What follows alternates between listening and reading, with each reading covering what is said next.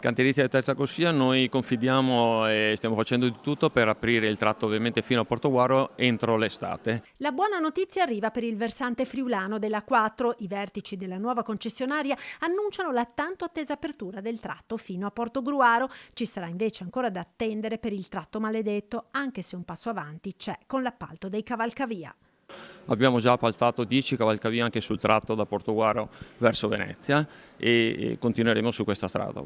A margine di un incontro a Vittorio Veneto con le scuole, 2 quelli organizzati in Veneto, altri 8 in Friuli Venezia Giulia, il vicepresidente della concessionaria illustra il cronoprogramma dei lavori per rendere più sicura la A4, nonostante le difficoltà.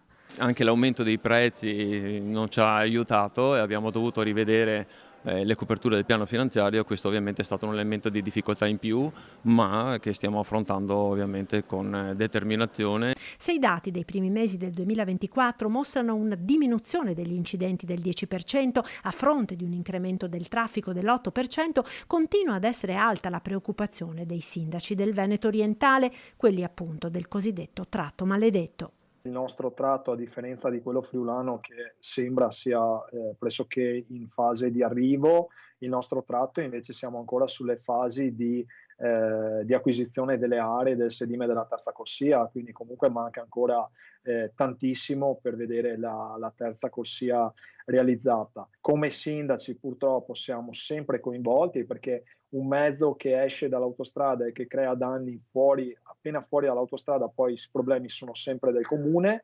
e quindi siamo fortemente preoccupati. Speriamo appunto che partino finalmente i ponti, perché questo è il primo momento per poi continuare con tutta l'attività della terza corsia che ad oggi sembra comunque ferma.